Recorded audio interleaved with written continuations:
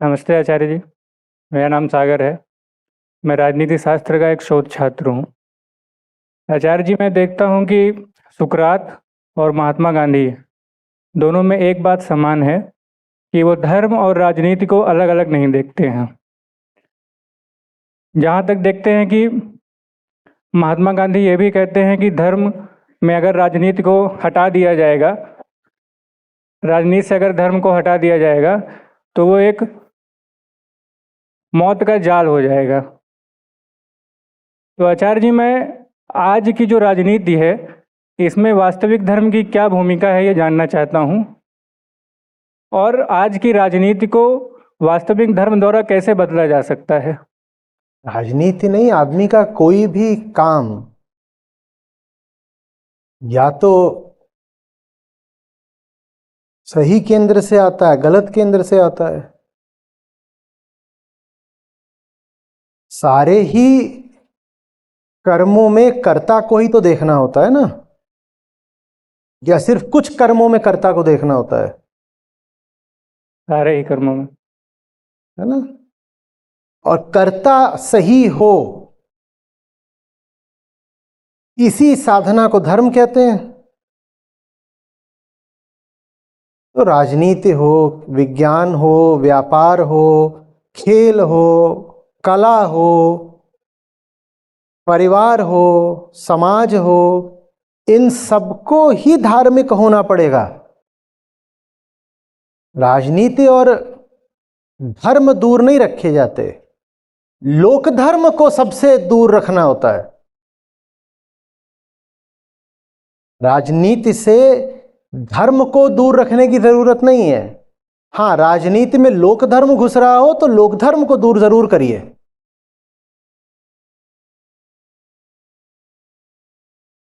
राजनीति तो धार्मिक होनी ही चाहिए, और धार्मिक पंथ के रूप में नहीं, धार्मिक होनी चाहिए इस अर्थ में कि वो कर्ता यानी जो राजनेता है, जो राजनीतिज्ञ है, उसके प्रकाश से संचालित हो। आप कोई भी काम अपनी सच्चाई से करें तो वो धार्मिक है। राजनीति भी आपकी सच्चाई के केंद्र से होनी चाहिए, तो राजनीति को भी धार्मिक होना ही चाहिए। आप मुझे ये बताइए कि क्या धार्मिक नहीं होना चाहिए? सब कुछ ही धार्मिक होना चाहिए। भारत का संविधान ही धार्मिक है, वो पंथ निरपेक्ष है भाई, अधार्मिक थोड़ी ही है। पंथ निरपेक्ष का मतलब हुआ ये लोक धर्म जो 8-10 धाराएं बनाकर चलता है। हमारी राजनीति लोक धर्म की किसी धारा पर नहीं चलेगी, हमारी राजनीति लोक धर्म की सारी धाराओं से निरपेक्ष होगी। हमारी राजनीति लोक धर्म निरपेक्ष है, यह कहता है हमारा संविधान। बहुत बढ़िया बात कहता है। अन्यथा भारत का संविधान तो सच्चे अर्थों में धार्मिक है। वो जितनी बातें कह रहा है, कोई भी बात अहंकार को पसंद आएगी क्या? और जो बात अहंकार को नहीं पसंद आए, समझ लीजिए वो धार्मिक है। भारत का संविधान कहता है समाजवाद। समाजवाद माने आर्थिक समानता। अहंकार को अच्छा लगेगा क्या सबके पास एक बराबर पैसा हो? जल्दी बोलो, अहंकार हमेशा क्या चाहता है? मेरे पास ज्यादा हो।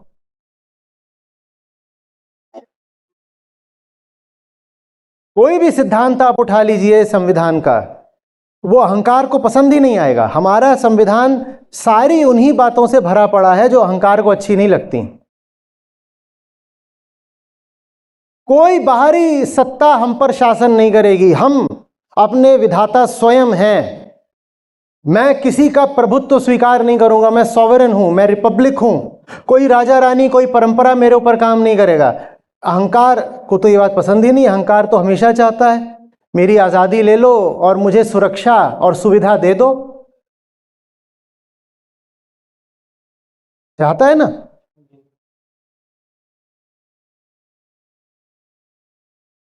अहंकार कभी कहता है कि मुझे पंथ निरपेक्ष होना है? नहीं, अहंकार तो सदा ही कहता है कि मेरा ही जो पंथ है वो सर्वश्रेष्ठ है।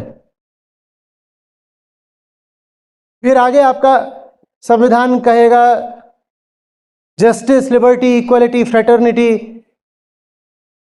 फ्रेटर्निटी, बंधुत्व। आप अहंकार विश्व बंधुत्व की भावना रखता है क्या कि जितने लोग हैं सब बंधु हैं मेरे, रखता है क्या? अहंकार को तो संविधान जचेगा ही नहीं, और जो कुछ अहंकार को न जचे वही धार्मिक है। तो आपका संविधान है ही धार्मिक, तो आपकी राजनीति को तो धार्मिक होना ही पड़ेगा। अगर आपकी राजनीति संवैधानिक है तो इसका अर्थ है वो धार्मिक है, क्योंकि आपका संविधान ही सच्चे अर्थों में धार्मिक है।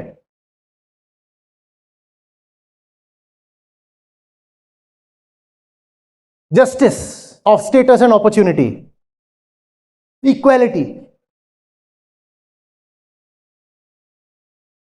Of status and opportunity, justice, legal, social, political.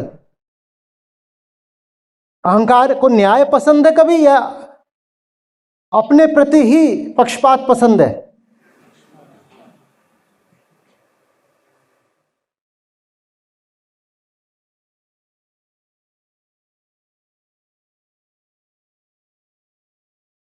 Fraternity ensuring the dignity of the individual and the unity and integrity of the nation. Dignity, गरिमा। अहंकार को कोई गरिमा होती है?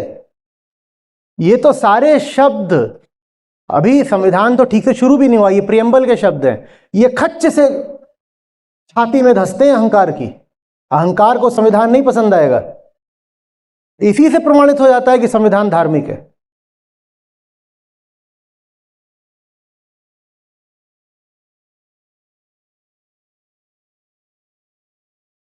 हम इस संविधान को आत्मर्पित करते हैं। On this 26th of November 1949, we give to ourselves this constitution. किसी बाहरी ताकत की औकात नहीं कि राज करे हम पे। We give to ourselves this constitution. नहीं चलूंगा समाज, समय, संयोग और शरीर के चलाए, अपने चलाए चलूंगा। अपने विधान को आत्म अर्पित करता हूं। बाहर कोई मेरा विधाता नहीं बैठा है, मैं बाहर के किसी भी विधाता को मानने से इनकार करता हूं। यह बात धार्मिक है कि नहीं? हाँ, तो यह संविधान है आपका। तो बताइए, आपकी राजनीति धार्मिक होनी चाहिए कि नहीं होनी चाहिए? अगर संवैधानिक है तो धार्मिक है, उसे होना पड़ेगा धार्मिक। हां, वो पंथवादी नहीं हो सकती। संविधान कहता है राजनीति धार्मिक जरूर हो, लोक धार्मिक नहीं होनी चाहिए। उसमें यह सब नहीं हो सकता कि मेरा रिलीजन, मेरा मजहब तुम्हारे से बेहतर है, तो जैसे मैं चाहता हूं देश वैसे चलेगा। यह नहीं चलेगा। कानून की दृष्टि में सब पंथ एक बराबर होंगे।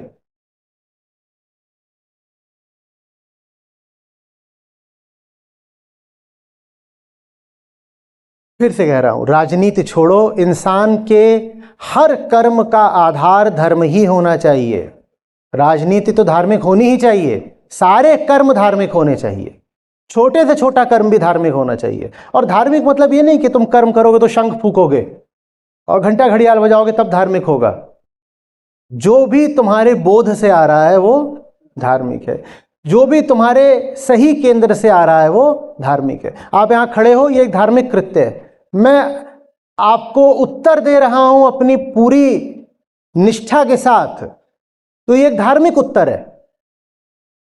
आप ध्यान से सुन रहे हो तो ये एक धार्मिक काम है, क्योंकि ध्यान ही धार्मिक है। धर्म का मतलब ये नहीं कि विशेष लिबास पहनोगे, विशेष जगह जाओगे, विशेष कर्मकांड करोगे तब धर्म होगा। चलते फिरते होता है धर्म।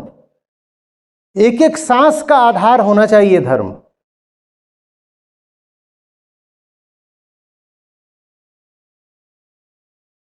आ रही बात समझ में? जी आचार्य जी, डॉक्टर भीमराव अंबेडकर कहते हैं कि संविधान इतना भी अच्छा हो किसी देश का, लेकिन संविधान चलाने वाले जो हैं वो अच्छे होने चाहिए, तभी संविधान भी इम्पैक्टफुल होगा। बिल्कुल है, बिल्कुल है। संविधान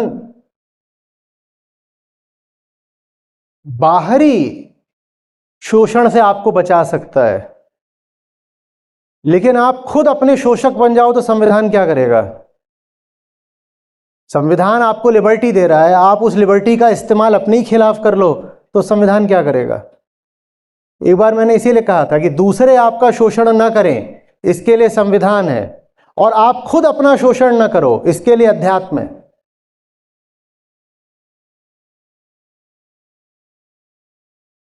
इंसान ही अगर पगला गया हो तो फिर संविधान भी बेबस हो जाता है।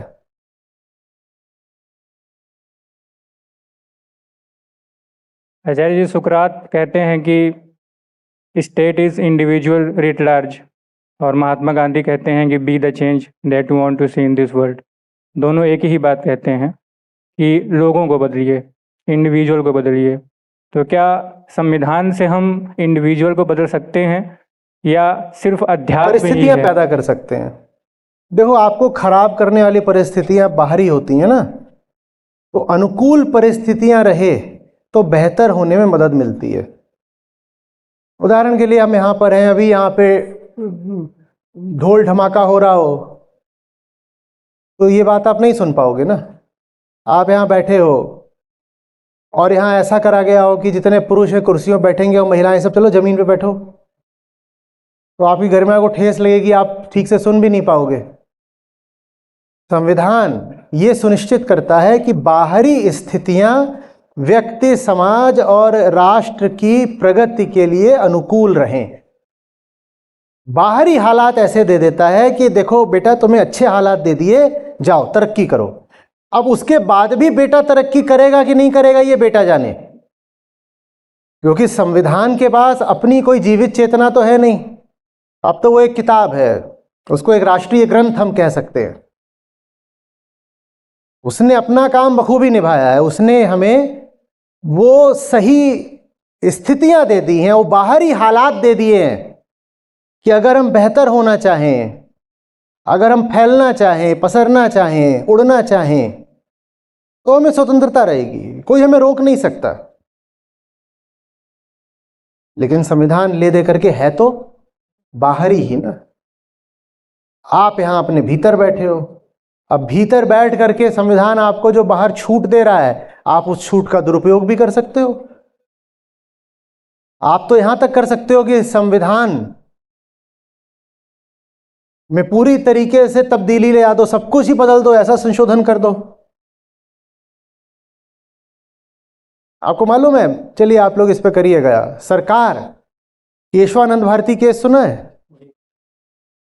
सरकार चाह रही थी कि संविधान में ऐसे ऐसे परिवर्तन कर दे कि समझ लो कि उसकी बुनियाद ही हिल जाए। तो फिर आज से करीब 50 साल पहले सुप्रीम कोर्ट ने बेसिक स्ट्रक्चर जी की डॉक्ट्रिन दी थी कि और तुमको जितने अमेंडमेंट्स करने हैं कर लेना, और हो गए, बहुत अमेंडमेंट हो गए कॉन्स्टिट्यूशन के। कितने हो गए? 125 तो ही गए थे, अब कितने? 200 हो गए? 100 नहीं, 100 तो बहुत पहले पार कर गए थे। क्या, जितने भी हैं, चलो। तो संशोधन तो हम ऊपरी करते ही रहते हैं संविधान में, हम कहीं उसकी बुनियाद ही ना हिला दें। तो इसके लिए सर्वोच्च न्यायालय ने कहा कि कुछ बातें जो आप संविधान में नहीं बदल सकते। इसका आशय समझो। इसका आशय यह है कि इंसान इतना पागल हो सकता है कि जो ग्रंथ उसको समानता, बंधुत्व और स्वतंत्रता दिलाने के लिए लिखा गया हो, वो उस ग्रंथ को ही तोड़ने मरोड़ने पर उतर आए। सर्वोच्च न्यायालय को हस्तक्षेप करके रोक लगानी पड़ी कि भाई, संविधान को अमेंड करने की भी एक सीमा होती है, इससे ज्यादा मत कर देना।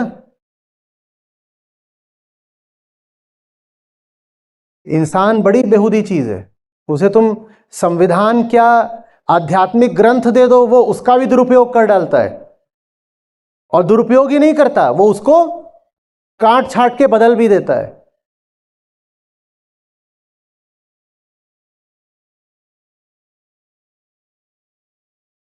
आचार्य जी, हमारे नेता ये जानते हैं कि सुकरात और गांधी जी इंडिविजुअल को फ्रीडम, इंडिविजुअल की फ्रीडम की बात कर रहे हैं, आध्यात्मिक बात कर रहे हैं, फिर भी जो अभी इस समाज में, हमारे देश में, जो मुझे सबसे बड़ा फिलोसफर दिखता है वो आप हैं, जो आध्यात्मिक तौर से चीज़ें बदल रहे हैं, राजनीति को भी बदल सकते हैं, ये चीज़ दिख रही है।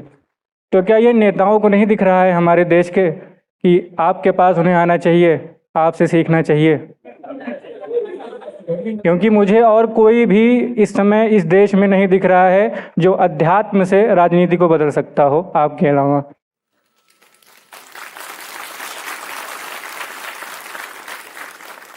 जितना आपको दिख रहा है इससे ज़्यादा उनको दिख रहा है, और ये मेरे लिए बहुत खतरे की बात है। आपको तो फिर भी नहीं समझ में आ रहा है कि मेरे होने का मतलब क्या है। नेताओं को बहुत साफ साफ दिखाई दे रहा है कि मेरे आगे बढ़ने का परिणाम क्या होगा। आप नहीं देख पा रहे हो, आपको पता भी नहीं चलेगा कि क्या हुआ, क्यों हुआ। जी आचार्य जी, लेकिन मैं ये बोल सकता हूँ कि शायद हमारी संख्या ज़्यादा हो, उनकी संख्या कम हो। आपके लक्षण ऐसे हैं नहीं कि आपकी संख्या कभी ज़्यादा होगी। संख्या, बहुत उसके लिए निष्ठा चाहिए, बहुत निष्ठा चाहिए। धन्यवाद आचार्य। अभी तो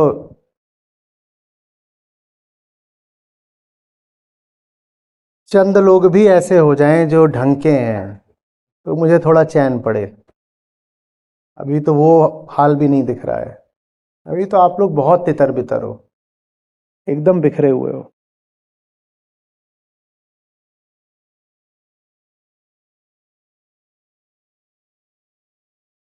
किसी ने कहा था कि 1000 भेड़ें हों, 1000 भेड़ें हों, वो जीत जाएंगी 1000 शेरों से। अगर इन 1000 भेड़ों का नेतृत्व एक शेर कर रहा हो और उन 1000 शेरों का नेतृत्व एक भेड़ कर रही हो। अभी तो कुछ शेर मिल जाएं जो भेड़ों का नेतृत्व कर सके, इसकी तलाश है। देखते हैं। हालत नहीं देख रहे हो क्या? संख्या बल क्या? यहाँ साधारण ईमानदारी ही नहीं है बातों को समझने की, उनको कार्यान्वित करने की।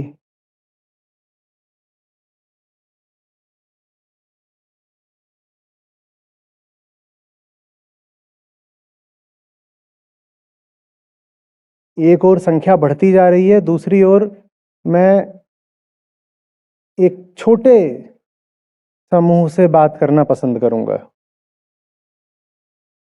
बड़े आयोजनों में जहां सब खुला हुआ है, कोई भी आ जाए, गीता कम्युनिटी का है नहीं है, कोई भी आ जाओ, ठीक है, चलो वहां पे हजारों की भीड़ लग गई।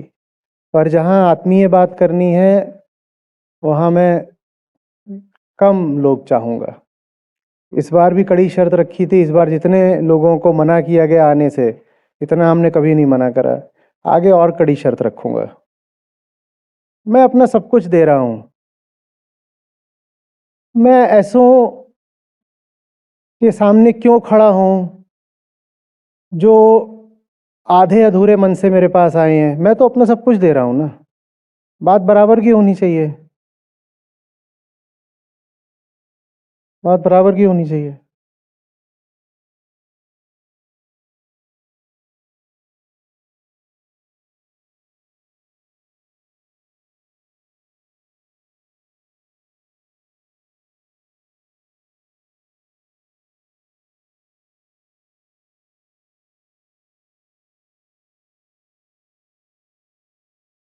जिनको अभी और 2-4 नावों पर सवारी करनी है, जिनके अभी और बहुत इधर उधर के इरादे हैं,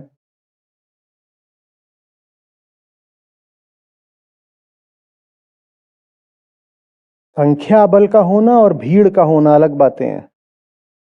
भीड़ से कोई काम नहीं होने वाला, ना भीड़ से मुझे कोई सुरक्षा मिलने वाली है। भीड़ बल्कि घातक है मेरे लिए।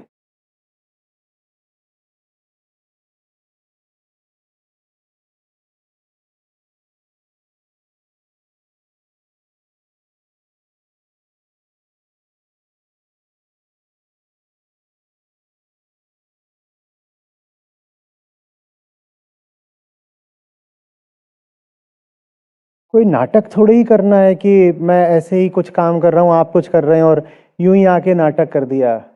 ये मामला गंभीर है भाई। आपका पता नहीं, पर मेरे लिए ये मेरी जिंदगी का सार है, यही है, इसके अलावा और कुछ नहीं है। जहां मामला इतना गहन गंभीर होता है वहां अनमने साथियों के साथ आगे नहीं बढ़ा जाता।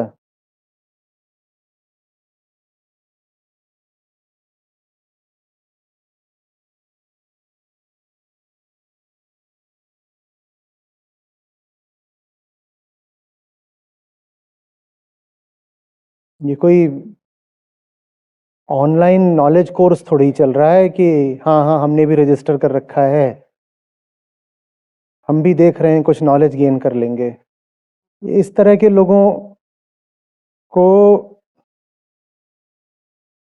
मैं सख्त हो करके विदा करने वाला हूं।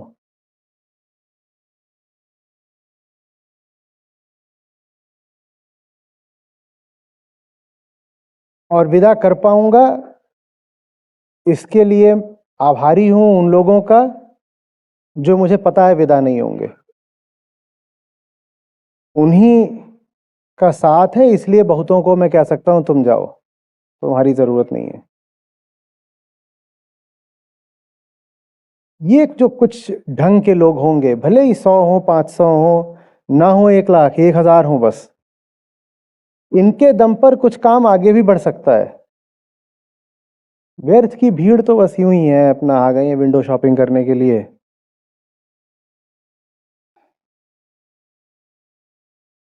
मामला सस्ता लगा, 100-50 में काम हो रहा है, आके खड़े हो गए हैं। इनकी ना कोई निष्ठा, ना कोई ईमान, ना कुछ सीखने बदलने का इनका इरादा, यूं ही बस। और इनके ऊपर मेरी शक्ति बहुत खराब हो रही है। कल कह रहा था मुझसे कि आपको स्वार्थी होने की जरूरत है। आप समझ नहीं रहे शायद कि आप अब 1-2 साल में 50 के हो जाएंगे। आपने बहुत अपनी ऊर्जा, अपना समय, अपना स्नेह बर्बाद करा है नाकाबिल लोगों पर, गैर जिम्मेदार और अनग्रेटफुल लोगों पर। ये गलती मैंने चलो तब कर ली खूब, जब 30 का था, 35 का था, अपने आप को जितना मैं लुटा सकता था लुटाया। अब वही गलती मैं आगे करता ही रहूं तो फिर मैं ही मूर्ख हूं।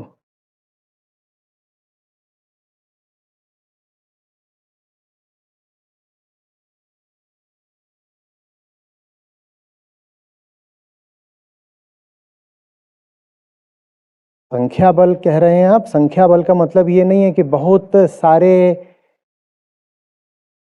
ऐसे ही आपने ला करके रास्ते की भीड़ खड़ा कर दी और वो जो भीड़ है वो न तो कोई इरादा रखती है, न हिम्मत रखती है।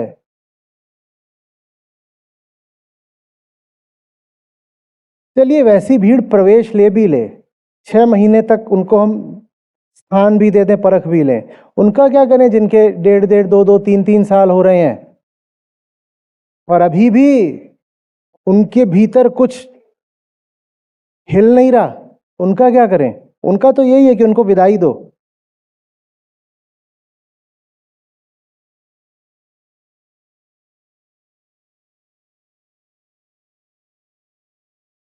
आप लोगों से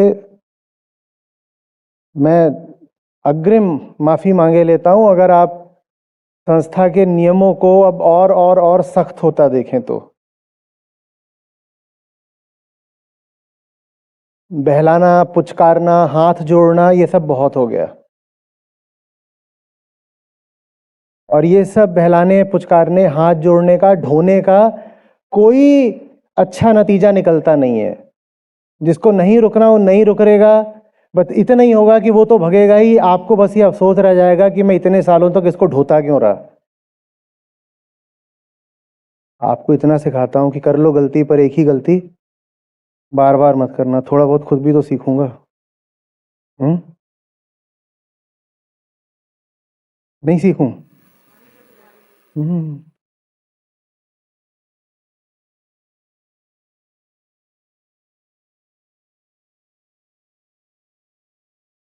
ये यहाँ कोई बाजार थोड़ी लगा, ये सब चीजें वैकल्पिक थोड़ी ही हैं। सत्रों में उपस्थिति, बोध कार्य, क्या मजाक है? नहीं कर रहे तो बाहर निकलो यार। कई लोग तो आकर के वहां पर संस्था के विरुद्ध कुछ लिख रहे होते हैं, ना नाम अपना लगा रखा है, ना फोटो अपनी लगा रखी है, अटेंडेंस भी कुछ नहीं है। इतनी हिम्मत कहां से आ गई कि इस तरह की प्रोफाइल के साथ आकर के फिर ऊंची आवाज में लिख रहे हो कुछ?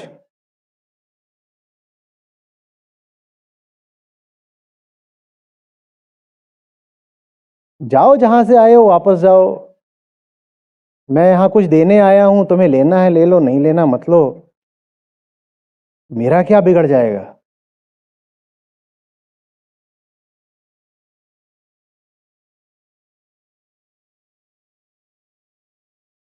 तो संख्या बल ठीक है, अपनी जगह है, और उस संख्या में कुछ गुणवत्ता भी होनी चाहिए। अब संस्था गुणवत्ता की ओर काफी ध्यान देने वाली है, क्योंकि संख्या तो आ ही जा रही है। लगभग निशुल्क कर दिया है तो संख्या तो आ ही जाती है, वो बिल्कुल भीड़ की तरह उमड़ के आती है संख्या। मुझे देखना ये है कि ये जो भीड़ की तरह से उमड़ के आए थे, अगर इनका 10 महीना, 1.5 साल, 2 साल हो रहा है तो ये कुछ सीख भी रहे हैं, कुछ आगे बढ़ रहे हैं, किसी संघर्ष के लिए तैयार हो रहे हैं। अगर नहीं हो रहे तो जय राम जी की।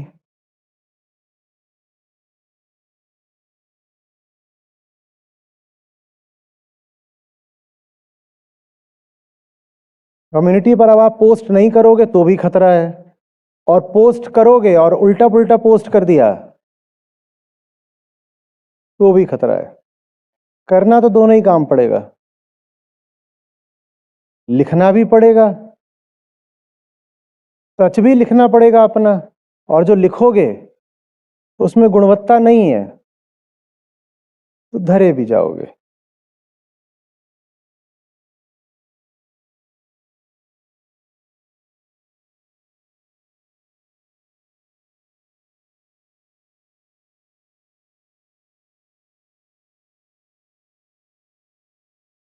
आप अपनी यात्रा पर हैं, मैं भी तो अपनी यात्रा पर हूं ना। या मैं जैसा 2 साल पहले था वैसा ही रहा हूं? बोलिए। आपको अगर मैं बोलता हूं कि मुक्ति कोई बिंदु नहीं होती, यात्रा होती है, तो मेरी भी तो यात्रा चल रही है, और मेरा काम स्पीड का रहा है हमेशा। मेरी यात्रा में मुझे आप तेजी से बदलता देखें तो आश्चर्य मत करिएगा, क्योंकि आपने बंधन पाल रखे होंगे, आपको एक जगह चिपक कर बैठना होगा। मैंने कुछ नहीं पाल रखा, मैं क्यों कहीं रुकूं? मुझे आगे बढ़ना है। प्रेम से चाहता हूं कि सब मेरे साथ आगे बढ़ें, और जो आगे बढ़ना भी नहीं चाहते और आगे बढ़ने वालों को पकड़कर पीछे खींच रहे हैं, ऐसों को अब मैं छोड़ना बेहतर समझूंगा।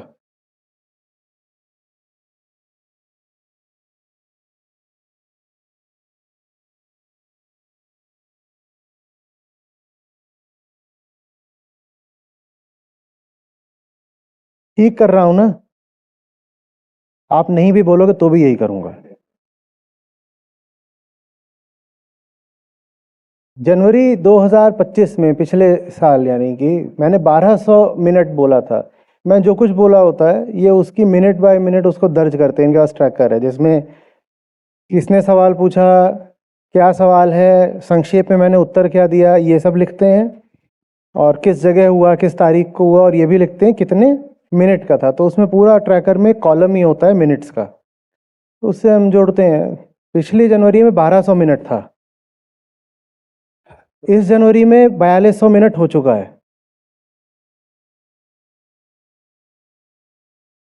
अगर मैं अपने आप को अलग हट करके ऑब्जेक्टिवली वैसे ही देखूं जैसे मैं आपको देखता हूं, और मैं कहता हूं कि आपके साथ कुछ अच्छा ही होना चाहिए, तो इतना अधिकार तो मेरा भी है कि मैं खुद को भी बोलूं ना कि तेरे साथ कुछ अच्छा ही हो। 1200 मिनट भी बहुत था, उसको बढ़ा करके 4200 मिनट कर दिया। और ये तब है जब मैं यात्रा करे ही जा रहा हूँ। मैं कल निकलूंगा, इसके बाद 4 IIT हैं, 2 लिट फेस्ट हैं, एक बेंगलोर में किसी क्लब का है, वहाँ 1500 की कोई ऑडियंस है, और ये अभी है। और अभी जब तक ये टूर में मैं आगे बढ़ूंगा उसमें और कुछ जुड़ ही जाना है। मैं सचमुच अपनी जान दिए दे रहा हूँ, और उसके बाद ऐसे मिल रहे हैं आकर के, तो मेरे पास अब सहनशीलता बची नहीं है, मैं झेल नहीं पाऊंगा। बहुत सह लिया। एक तरह से देखूं तो एक्सप्लॉइटेशन सहा है मैंने बहुत, अब और नहीं करवाना।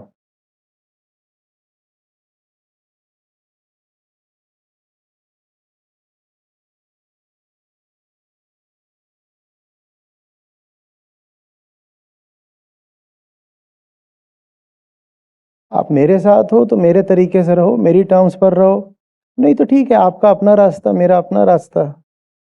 आप ये नहीं करोगे कि आपकी टर्म्स ये हैं कि आप मेरे पास आए हो, कुछ नॉलेज ले लोगे और उसके बाद कहोगे हाँ ठीक है थोड़ा बहुत सीख लिया, आप जा रहा हूँ, मैं अपनी अपनी ज़िंदगी देखूंगा। अगर आपकी ये टर्म्स हैं तो अलविदा।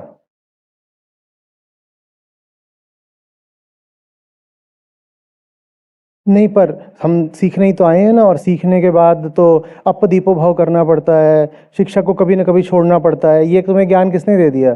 शिक्षक को छोड़ा नहीं आता, शिक्षक के साथ एक हो जाते हैं। ये सब ज्ञान किसने दे दिया? ये दुकान में होता है, ये कि जब सौदा पूरा हो गया तो दुकान छोड़ दी जाती है। सौदा ले लिया, पूरा हो गया, पैसे दे दिए तो अपने घर आ जाते हैं।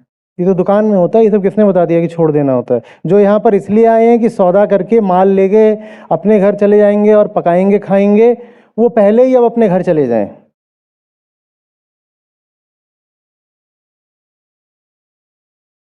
अगर गुरु कहते हो तो गुरु से अलग होने की शर्त ये होती है कि अब भीतर से गुरु से एक हो गए, अब अलग होना संभव ही नहीं रहा,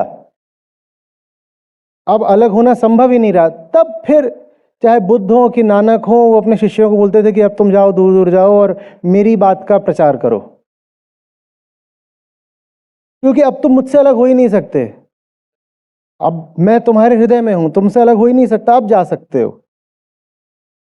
जो इस हिसाब से आए हैं कि आए हैं 6 महीना देखेंगे, साल भर कुछ गीता का नॉलेज ले लेंगे, उसके बाद अपना कुछ देखेंगे, या कि ऑफिस में ये सब सुना के इम्प्रेस करेंगे किसी को, जिनका अपना कुछ हिसाब किताब है, अपनी दुकान चलानी है, वो दिखता है साफ साफ कि वो बहुत जिद के साथ कम्युनिटी पर अपनी टर्म्स रखना चाहते हैं।